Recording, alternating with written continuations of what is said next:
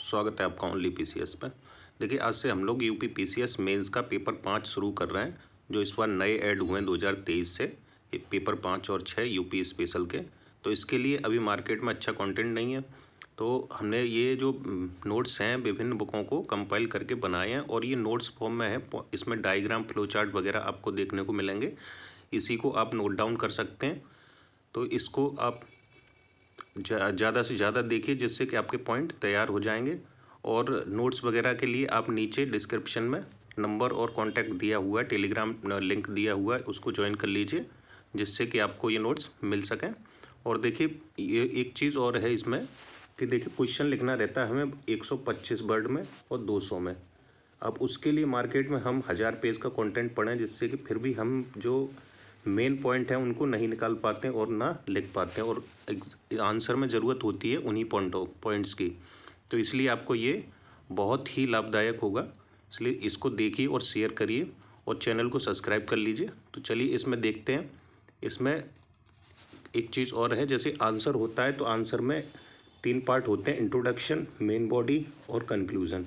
अब ये जो है इंट्रोडक्शन और कंक्लूज़न आपको अपने हिसाब से लिखने रहते हैं, और जो मेन बॉडी होती है उसका कंटेंट यहाँ पे दिया जा रहा है, और ये भी आपके इंट्रोडक्शन और कंक्लूजन इसी मेन बॉडी के आधार पे आप बना सकते हैं। तो ये सबका अलग अलग रहता है, इसलिए इसको नहीं डाला गया। इसमें आपको मेन बॉडी के कंटेंट मिलेगा। तो चलिए शुरू करते हैं। इसमें पेपर 5 है, पेपर 5 से हम लोग शुरू कर रहे हैं, और इसमें यूनिट 12 है। ठीक है, सिलेबस है यूनिट 12 का, यूपी में सुरक्षा से जुड़े मुद्दे। तो क्या क्या मुद्दे हैं, तो इसमें देखिए, सबसे पहले हम लोग रक्षा गलियारे को देखते हैं, क्योंकि इससे संबंधित क्वेश्चन आया हुआ भी है और यूपी के लिए इम्पोर्टेंट भी है। तो इसको जो है केंद्रीय बजट 2018-19 में लॉन्च किया गया था। 2 रक्षा गलियारे इस बजट में बनाने को बोला गया था। कहाँ पे? यूपी में और तमिलनाडु में। ठीक है, तो ये इसलिए इम्पोर्टेंट। अब इसका महत्व क्या है वो देख लीजिए, यूपी के लिए क्या महत्व है। तो इसमें क्या होगा, मेक इन इंडिया को बढ़ावा मिलेगा। अब इसमें महत्व में इसी तरीके से आप फ्लो चार्ट बना के डाल सकते हैं पॉइंट। और प्रत्यक्ष और अप्रत्यक्ष रोजगारों का सृजन होगा, और रक्षा उद्योग क्षेत्र में आत्मनिर्भरता बढ़ेगी। विनिर्माण क्षेत्र को मजबूती मिलेगी, जैसे एमएसएमई व स्टार्टअप और निजी घरेलू निर्माणकर्ताओं के विकास को बढ़ावा मिलेगा। इससे उन्नत तकनीक आएगी, क्षेत्रीय विकास होगा, नवाचार और रिसर्च एंड डेवलपमेंट होगा, आर्थिक विकास होगा, एफडीआई में वृद्धि होगी, राज्य के रोजगार पलायन जो की दर है उसमें कमी आएगी। तो ये इसका महत्व है रक्षा गलियारे का। कुछ चुनौतियां भी हैं, वो देख लीजिए। चुनौती में क्या क्या है? उन्नत इलेक्ट्रॉनिक सामग्री की कमी है, कम परिपक्व सामग्री है, निजी निवेश की सीमित मात्रा है, और प्रतिभाशाली मानव संसाधन की कमी है। अब देखिए, इसी में देखिए, अब सुरक्षा से जुड़े मुद्दों में उग्रवाद एक अन्य टॉपिक है इसी में। तो इससे उग्रवाद यूपी में कहाँ कहाँ है वो देख लीजिए। तो ये 3 जिलों में है: सोनभद्र, मिर्जापुर और चंदौली में। उदय एवं प्रसार से संबंधित इसके विकासात्मक मुद्दे हैं, ये इसका उग्रवाद में सिलेबस है। तो ये देखिए, इसमें क्या क्या डालना है हमें। तो कुछ पॉइंट हैं, जैसे जनजातियों में असंतोष, वन संरक्षण अधिनियम 1980 के तहत जनजातियों में क्या है? असंतोष है। इसमें ये पॉइंट हैं, आप आगे इसका एक आध एग्जाम्पल दे सकते हैं, बाकी आप ऐसे ही फ्लो चार्ट में लिख सकते हैं आंसर में। भूमि हस्तांतरण से संबंधित, ये भी आपका एक उग्रवाद को बढ़ाने का कारण है। विस्थापन और पुनर्वास से संबंधित, और आपका मूलभूत सुविधाओं की कमी है, श्रम, बेरोजगारी और मजदूरी, ये सब कम होने के कारण ये भी एक उग्रवाद को बढ़ावा देने के लिए ये एक पॉइंट है। और पर्यटन भी एक क्या है इसमें, पर्यटन से क्या होता है कि जनजातियों की जो संस्कृति है पारंपरिक, उसमें हस्तक्षेप होता है और वो ऐसा नहीं चाहती हैं, तो इसलिए ये भी पर्यटन भी इसको बढ़ावा देता है। नेक्स्ट देखिए, प्रवासन की कमी है। क्या है यहाँ पे? प्रवासन की कमी की वजह से भी है। आगे देखिए, अब इसमें देखिए, उग्रवाद से विकास में बाधा क्या क्या आती हैं वो देख लीजिए। तो बुनियादी ढांचे को नुकसान होता है, ग्रामीण क्षेत्रों में मूलभूत सुविधाओं की पहुंच में कमी होती है, और इसमें बाधा आती है, मतलब कि जो ग्रामीण क्षेत्रों में मूलभूत सुविधाओं की पहुंच तक बाधा आ जाती है, और जान माल की क्षति होती है, और पर्यावरण को हानि होती है। पिछड़े क्षेत्रों और पिछड़ेपन की ओर और ये ढकेल दिया जाता है इनको। तो ये सब बाधाएं हैं इसमें। तो आगे देखिए इसी में फ्लो चार्ट में, तो वामपंथी उग्रवाद के प्रसार के कारण देख लीजिए, उग्रवाद और वामपंथी उग्रवाद यही सेम पॉइंट लगभग है कि वन संरक्षण अधिनियम 1980 है, और आजीविका संसाधनों की कमी, बेरोजगारी, ये सब क्या है कारण है। लोगों का माओवादियों के लिए आसान लक्ष्य होना, सामाजिक उत्पीड़न है, प्रवासन की कमी है, प्रशासन की कमी है, जो मजबूत प्रशासन है उसकी कमी है, इच्छा शक्ति की, और विस्थापन व पुनर्वास की समस्या है यहाँ पे। तो ये सारे पॉइंट हैं, इन्हीं को इलेबोरेट करना है आपको। सरकारी प्रयास देख लीजिए क्या क्या सरकारी प्रयास किए।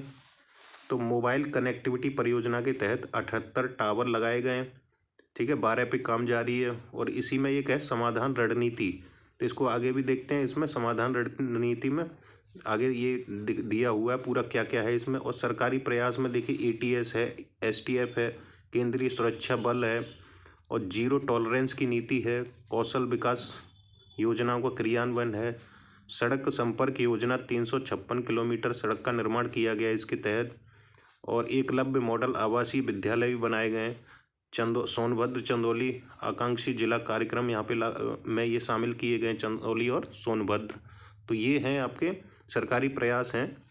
और देखिए समाधान रणनीति देख लीजिए, इम्पोर्टेंट है, तो इसकी फुल फॉर्म है ये समाधान रणनीति की, कुशल नेतृत्व, आक्रामक रणनीति, प्रेरणा और प्रशिक्षण, वित्त पोषण को प्रतिबंधित करना, प्रत्येक रण क्षेत्र के लिए कार्य योजना, डैशबोर्ड आधारित मुख्य निष्पादन संकेतक, मुख्य परिणाम क्षेत्र KPI और KIS। और इसमें देखिए प्रौद्योगिकी का उपयोग, कार्य विधि योग्य आसूचना। तो ये आपकी समाधान रणनीति का ये पूरा ब्यौरा है, ठीक है। तो इसे किसी भी पॉइंट में आप समाधान रणनीति को डाल सकते हैं। नेक्स्ट देखिए आगे देखिए इस तरीके से मैप को आपको यूपी का मैप बना के ये दिखा देना है कहाँ पे। ये देखिए नॉर्थ पूर्व में दिखाया है माफिया राज है, नक्सलवाद कहाँ पे है, उग्रवाद और नक्सलवाद, ये सोनभद्र, मिर्जापुर, चंदौली में ये एरिया, ठीक है। नेपाल से देखिए ये सटा हुआ एरिया, यहाँ तस्करी आदि की समस्या होती है, और अपराध करके अपराधी कहाँ नेपाल के रास्ते अब निकल जाते हैं भारत से, तो ये एक खुली सीमा बनाता है यहाँ पे, तो ये भी एक समस्या है। और पश्चिमी यूपी में देखिए तो सांप्रदायिक हिंसा, जातिवाद और निर्जातीय संघर्ष देखने को मिलता है। बुंदेलखंड में क्या समस्याएं, तो देखिए सूखा है, आर्थिक असमानता है, सामाजिक अस्थिरता है, तो इससे क्या है गरीबी और बेरोजगारी बढ़ती है और लोग अपराध की तरफ मुड़ जाते हैं। तो इस तरीके से डायग्राम बना के आप दिखा सकते हैं। आंतरिक सुरक्षा के उपाय देखिए क्या क्या हैं जो सरकार ने प्रयास किए। तो इसमें देखिए यूपी कोका अधिनियम बनाया 2017 में, 2018 में ये लागू हुआ था। जीरो टॉलरेंस नीति अपनाई है, पुलिस का आधुनिकीकरण किया है, इसमें डायल 112, बजट में वृद्धि, कमिश्नरी प्रणाली, तो ये देख लीजिए कितने जिलों में लागू है ये भी दिखा दीजिए आप। रोजगार के अवसर जैसे मनरेगा है, रोजगार मेला है इत्यादि, ये रोजगार से संबंधित योजनाएं भी चलाई हैं। युवाओं हेतु क्या किया है सरकार ने, कौशल विकास योजना चलाई है, छात्रवृत्ति योजना है, लैपटॉप योजना है, अभ्युदय योजना है, और भी हैं तो डाल सकते हैं आप। अपराधियों एवं माफियों का दमन किया है जिसमें जीरो टॉलरेंस की नीति अपनाई रही है सरकार। और इसमें देखिए एक ये कोट कर सकते हैं आप कहीं भी, सबका साथ, सबका विकास, सबका विश्वास, ये उत्तर प्रदेश के संबंध में आप कर सकते हैं टैगलाइन को। आगे देखिए मीडिया के से आंतरिक सुरक्षा को उत्पन्न खतरे कौन कौन से मीडिया से, तो देखिए मुनाफे के लिए तथ्यों को तोड़ मरोड़ के पेश करना, पेड न्यूज़ का प्रसारण, TRP के लिए काम करना, वास्तविक मुद्दों को दरकिनार करके गैर वास्तविक मुद्दों का प्रसारण करना, सुरक्षा से जुड़े मुद्दों पर स्वच्छंद व असंवेदनशील रिपोर्टिंग करना, जैसे 26/11 की लाइव रिपोर्टिंग हुई थी। आंतरिक सुरक्षा से जुड़ी गुप्त सूचनाओं का सार्वजनिकरण करना, बिना सत्यापन के सनसनीखेज खबरों को प्रसारित करना। तो ये मीडिया से जुड़े क्या है आंतरिक सुरक्षा के खतरे हैं। नेक्स्ट देखिए आगे है सोशल नेटवर्किंग साइट्स पे देख लीजिए। तो योगदान क्या इसका, इसमें क्या क्या पॉइंट हैं, तो ट्राई की एक रिपोर्ट आई थी 2020 की रिपोर्ट थी, इसमें बताया गया था कि यूपी में 15.5 करोड़ टेलीफोन सब्सक्राइबर हैं, और दूर दराज के इलाकों में सरकारी कार्यक्रमों को पहुंचाने में ये मदद करती है सोशल नेटवर्किंग साइट। यातायात प्रबंधन में भी इसका उपयोग है। दिल्ली यातायात पुलिस द्वारा फेसबुक और ट्विटर का उपयोग किया गया, एग्जाम्पल डाल सकते हैं इसमें। विभिन्न मुद्दों पर नागरिकों के विचार जानने में इसका उपयोग होता है। आपराधिक घटनाओं के नियंत्रण में, जैसे गैर लाइसेंसी हथियारों के साथ फोटो अपलोड करना और जिससे गिरफ्तारियां भी हुई हैं, तो ये इसके फायदे हैं। ठीक है, कुछ चुनौतियां भी हैं। सोशल नेटवर्किंग साइट्स की चुनौतियां हैं, तो उसमें क्या, हेट स्पीच का प्रसारण किया जाता है इसके थ्रू, सांप्रदायिक उन्माद इससे उत्पन्न होता है, जैसे मुजफ्फरनगर दंगे एग्जाम्पल में डाल दीजिए। आतंकवादी गतिविधियों में युवाओं की भर्ती, जैसे ISIS के द्वारा की जाती हैं। और संगठित अपराध के वित्त पोषण में इसका उपयोग, हनी ट्रैपिंग और फेक न्यूज़ में उपयोग, साइबर अपराधों में वृद्धि देखने को मिली है। ठीक है, तो ये पॉइंट थे। आगे देखिए, साइबर अपराध है। साइबर अपराध में क्या है, पॉइंट डालने हैं जो आपको। NCRB की जैसे रिपोर्ट है, इसमें 2021 की रिपोर्ट है, यूपी में 8,829 घटनाएं घटी थी। इस मामले में यूपी दूसरे नंबर पे था। आगे देखिए, इसमें प्रकार इसके देख लेते हैं। रिपोर्ट के अनुसार सेकंड नंबर तो है ही हमारा, प्रकार क्या है साइबर अपराध के, तो इसमें कुछ प्रकार भी पूछ लेता है। सीधा सीधा क्वेश्चन 2021 में ये पूछा गया था। ठीक है, तो इसलिए इम्पोर्टेंट हो जाता है। डिनाइल ऑफ सर्विस अटैक, जिसे शॉर्ट में DOS अटैक बोलते हैं। अगला है ransomware, fishing, cyber stalking, cyber bullying, spamming. और टॉर्जन हॉर्स मेलवेयर, DDoS। तो ये आपके प्रकार हैं किसके, साइबर अपराध के। ठीक है, नेक्स्ट देखिए, इस पर अगर कुछ डालना हो आपको, तो ये गुलशन रॉय समिति है, इसकी सिफारिशों को आप डाल सकते हैं इसके समाधान के लिए। गुलशन रॉय समिति के सिफारिशें, या सीधा समिति कोट कर दीजिए, या इसकी का सिफारिश नेट पे सर्च कर लीजिए। आगे देखिए, इसमें सरकारी प्रयास क्या क्या हुए हैं साइबर अपराध की दिशा में। तो इसमें देखिए, साइबर थानों की स्थापना हुई है, साइबर मंथन, एक साइबर सुरक्षा प्रशिक्षण केंद्र की स्थापना हुई है, नाम क्या है, साइबर मंथन। और साइबर क्राइम हेल्पलाइन नंबर 1930, ठीक है, ये शुरू किया है। Women power line 1090, cyber bullying की शिकार महिलाओं के लिए ये शुरू किया गया 1090। और साइबर सिक्योरिटी गाइडलाइन भी जारी की गई है सरकार के द्वारा। नेशनल साइबर सिक्योरिटी पॉलिसी आपको पता है 2013 की है ये। और CCPWC योजना आई एक, cyber crime prevention against women and children. और इसमें एक IT एक्ट भी है 2000 का। ठीक है, तो ये इतने आपके सरकारी प्रयास हुए हैं। और भी नया करंट में दिखे आपको तो वहाँ कोट कर दीजिए। आगे देखते हैं। आगे इसमें देखिए, साइबर अपराध से निपटने के उपाय क्या हैं। तो उपाय है इसमें, प्रभावी नीति का निर्माण किया जाए, साइबर जागरूकता अभियान चलाया जाए, क्षमता निर्माण किया जाए, और प्रशिक्षण कार्यक्रम आयोजित करना, PPP मॉडल को अपनाना, R&D रिसर्च एंड डेवलपमेंट का इसमें बढ़ाना, R&D को इसमें बढ़ाना। और क्या है, साइबर डोम परियोजना, इसको भी आप डाल सकते हैं, ये भी क्वेश्चन पूछा गया 2021 में। साइबर डोम परियोजना क्या है, तो इसके आप पॉइंट को भी डाल सकते हैं अगर किसी अदर टाइप से भी क्वेश्चन को घुमाए तो इसमें क्या क्या है देखिए, अर्ली वार्निंग सिस्टम के रूप में कार्य करेगा ये, साइबर अटैक से सुरक्षा के लिए है। लोगों को प्रशिक्षण दिया जाएगा, जांच करना और डेटा को एकत्रित करना इसके तहत ये कार्य है।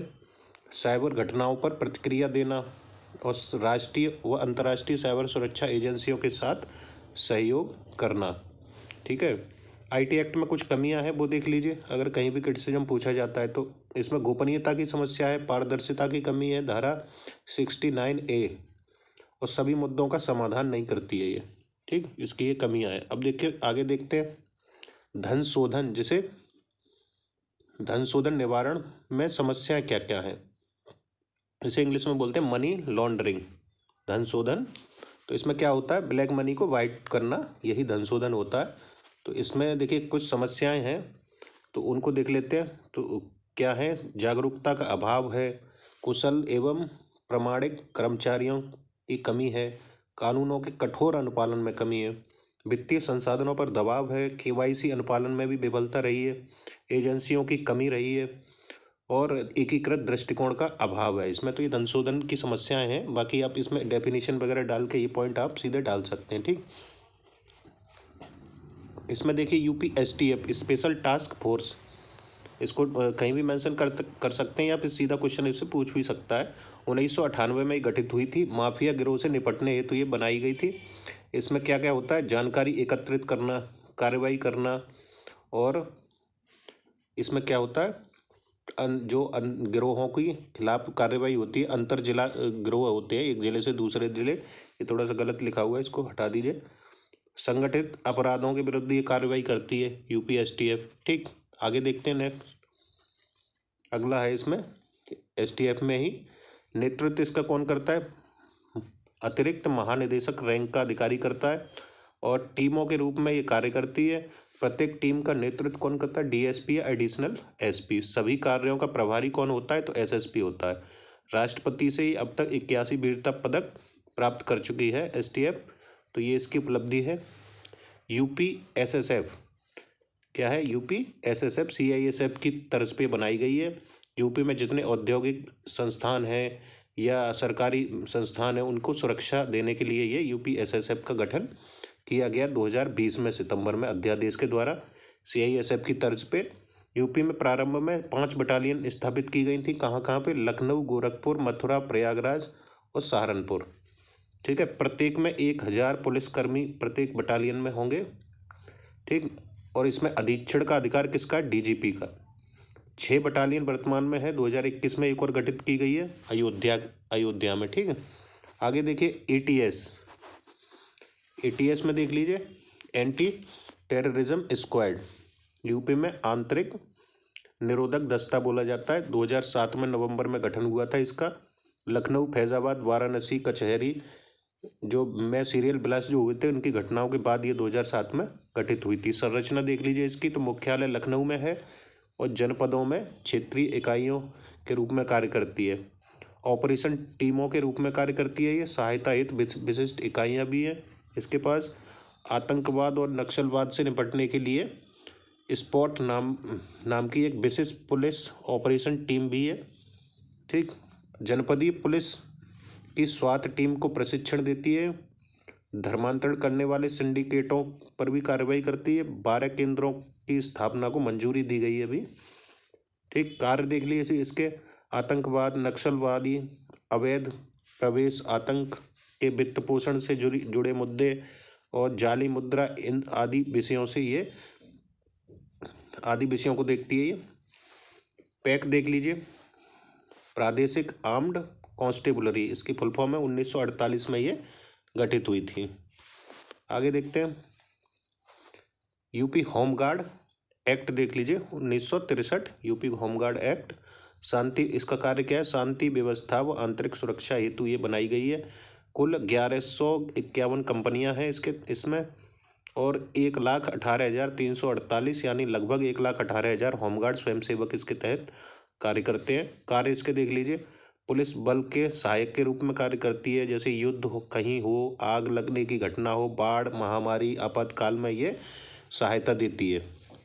ठीक, आगे इसमें है यातायात प्रबंधन में भी भूमिका, डायल 112 में भी इसकी भूमिका है, और निर्वाचन में जो योगदान इसके निर्वाचन में भी देती है, यानी सुरक्षा वगैरह देना, और सशस्त्र शांति व्यवस्था बनाए रखने में संस्थानों, विश्वविद्यालयों, यूपीपीएससी जैसे संस्थानों है तो सुरक्षा व अन्य क्या है, जैसे अन्य है, जैसे कुंभ मेला है, माघ मेला है, इनको भी सुरक्षा देना। कोविड-19 में इसने एक महत्वपूर्ण रोल निभाया था, इसकी भूमिका ये सराहनीय थी।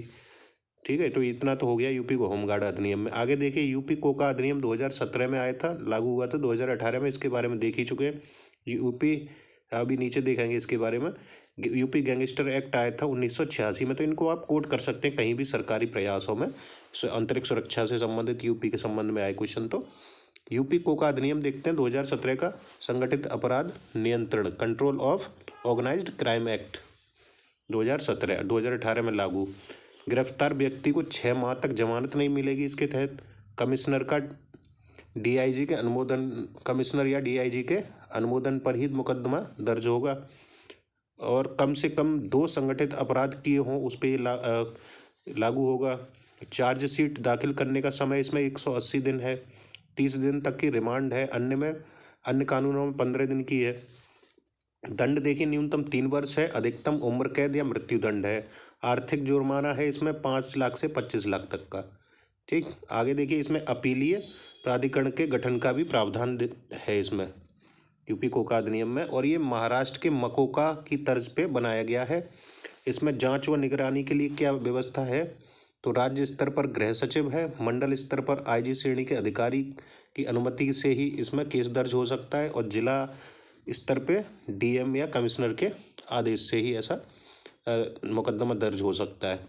नेक्स्ट देखिए इसमें गवाहों की सुरक्षा पर विशेष बल है, इसमें गवाहों की गोपनीयता बनाए रखी जाएगी। आगे देखते हैं, ये है अब, और इसमें क्या है, अपराधी को अपनी बेगुनाही साबित करने का भी, किसको साबित करनी होगी, अपराधी को अपनी बेगुनाही साबित करनी होगी। तो ये था इसमें, तो ये पूरा आपका इंटरनल सिक्योरिटी है, इसको अच्छे से देख लीजिए, पॉइंट को नोट डाउन कर लीजिए, और कोई भी इंक्वायरी करनी हो आपको तो नीचे डिस्क्रिप्शन में नंबर दिया गया, उस पर आप नोट्स वगैरह के लिए आप 8527434727 ये आप नंबर है और नीचे दिया गया है, इस पर आप नोट्स वगैरह के लिए इंक्वायरी कर सकते हैं। और डिस्क्रिप्शन में ही आपका टेलीग्राम नंबर है, उसको आप ज्वाइन करके डेली क्विज चल रही है ROARO और PCS 2024 के लिए, तो आप उसको फ्री लगाते रहिए, जिससे बेनिफिट मिलेगा। और साथ ही आपको सब्सक्राइब कर लीजिए चैनल को और शेयर कर दीजिए।